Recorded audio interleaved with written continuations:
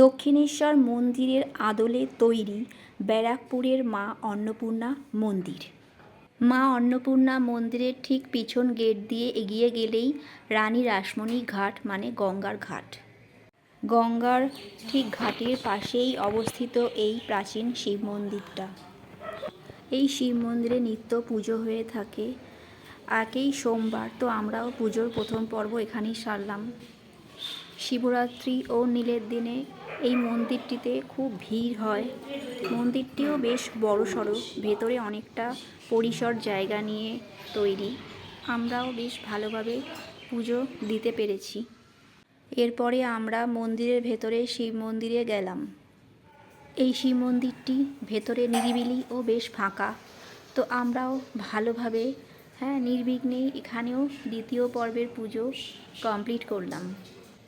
অন্নপূর্ণা মন্দিরের ভেতরে যে মোট 6টি শিব মন্দির আছে, শিবের অনেক নাম নিয়ে এক একটি মন্দির তৈরি করা হয়েছে।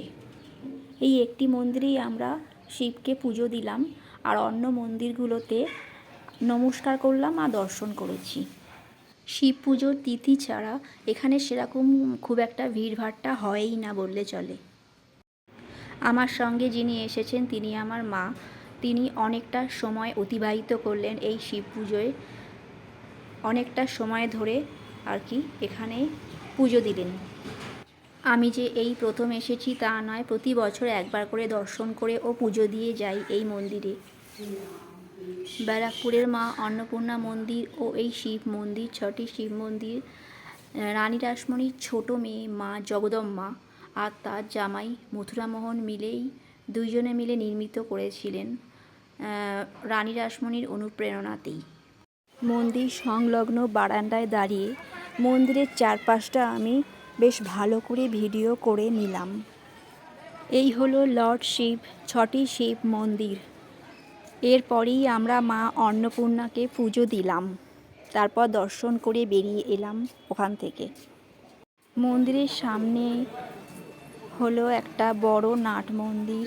সেই নাট মন্দিরে বিভিন্ন তিথিতে পুজোর ভজন কীর্তন আচার অনুষ্ঠান পালন করা হয়। তখন অনেক মানুষ ওখানে বসে থাকে, পুজো দেখে।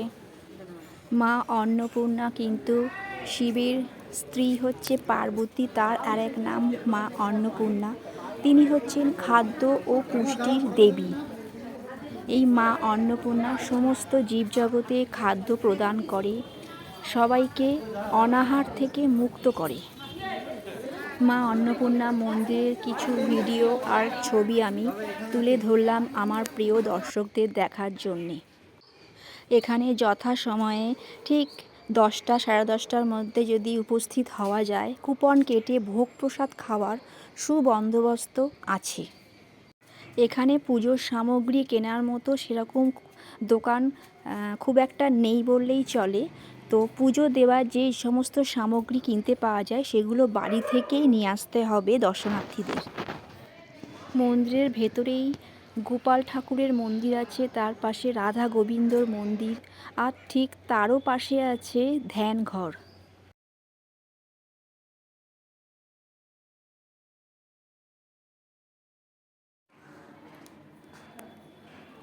ধ্যানঘরটি বন্ধই থাকে, কিছু কিছু সময় হয়তো খোলে। তো বাইরে বসেই পুণ্যার্থীরা নমস্কার করেই ওখান থেকে চলে যান। ধ্যানঘরের ঠিক পাশেই তুলসী মঞ্চ, আর তুলসী মঞ্চের ঠিক আরেকটু এগিয়ে গেলেই একটা বেল গাছ। সেই বেল গাছটাকে ঘিরে রাখা হয়েছে, ভেতরে একটা গেট দিয়ে ভেতরে ঢুকে পুজো করার ব্যবস্থা আছে। লোকমাতা রানী রাসমণির কনিষ্ঠা কন্যার দ্বারা নির্মিত এই অন্নপূর্ণা মন্দিরটি সকলের জন্য উন্মুক্ত। সামনেই তুলে ধরলাম মা জগদম্মার স্ট্যাচু মূর্তি, তার সামনে আমার মা একটা সেলফি তুলেছে। মন্দির চত্বরের কিছু ছবি, আর সঙ্গে আছে সিংহদ্বার মানে প্রধান গেটের একটা খুব সুন্দর ছবি আর ভিডিও। প্রিয় দর্শনার্থী ও দর্শকগণ, আমার ভিডিওটি খুবই সংক্ষেপে আমি সমাপ্ত করলাম।